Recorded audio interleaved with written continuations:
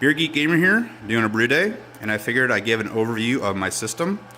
It is a single tier, 3-vessel, all electric. The control panel is from the Electric Brewery. It is their DIY 50 amp back-to-back batch kit. I love this thing.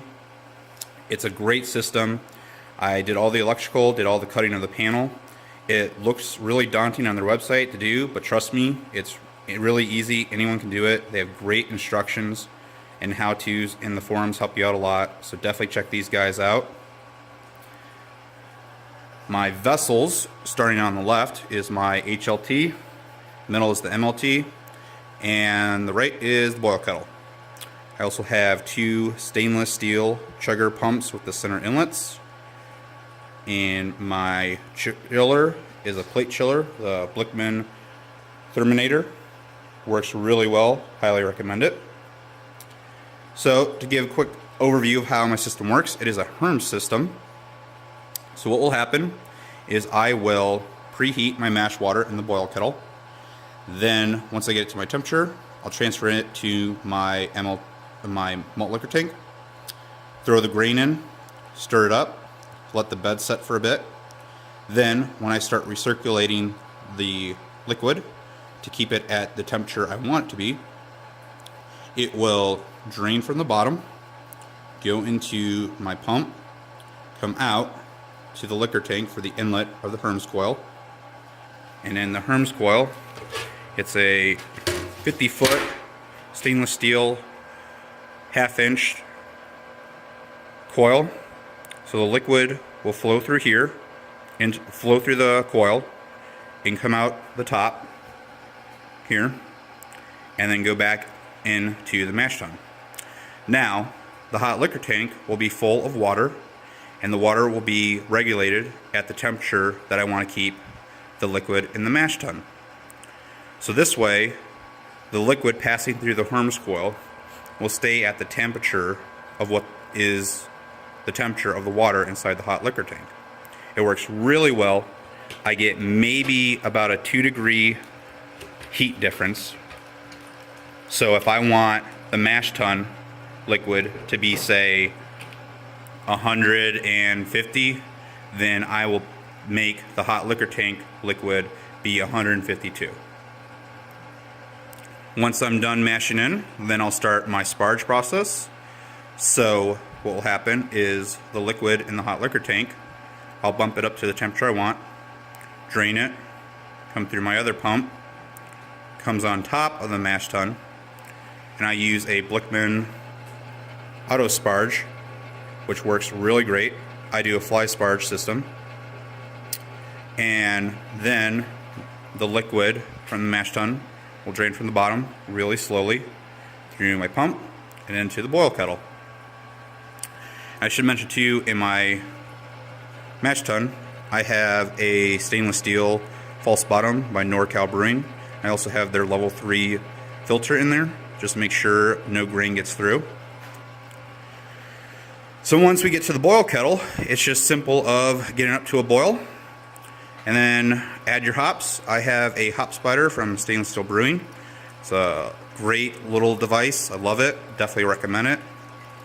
And also inside of my boil kettle, I also have another NorCal false bottom with a level 2 strainer, just to make sure that if any hops do get out of the hop spider, that it won't get through the hoses and into my plate chiller. So once we do all our boil, then I start the chill process. So it will drain from the bottom through the pump into the plate chiller, come back out of the plate chiller, and then back on top. So I recirculate it until I get to the temperature that I want my wort to be. And then once it's at the temperature I need it, I just simply drain into my fermenter. Then I'll do my aeration, add my yeast, and put in my fermentation chamber. The stand that I created is made out of it's called Unistrut. You can find it at any big box store. It's great. It's really heavy duty, easy to use, and you can use these interlocking nuts and bolts here, and you can get tons of different kind of fittings So this is kind of an L bracket one.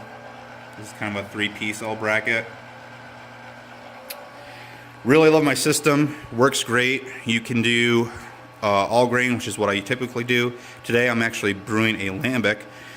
And coincidentally, my lambics actually are all extract. So the only thing I'm going to be using today is my boil kettle. So you can also do extract on this. System works great. I love it. It does operate on 240 volts. So I did put in a 240 volt line. The box in the back here is my spa panel, and this is a must-have.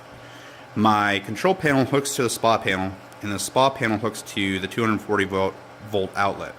Now if you're working with this kind of electricity, you need a spa panel. The reason is, the breaker that's in your panel downstairs or in your garage, wherever, when that trips, that protects your electrical components so they don't fry. But it doesn't protect you. Your spa panel has a GFCI breaker in it. It stands for ground fault interrupter. When this detects a short in the electricity, this is going to trip fast so you don't electrocute yourself. So you definitely need one of these. I definitely recommend getting a spa panel hooked up and then having also a normal breaker in your breaker panel. Reason being, spa panel, this guy, costs about 60 bucks, comes with the GFCI breaker in it, where if you want to buy a GFCI breaker on its own, you're going to be spending a lot more money.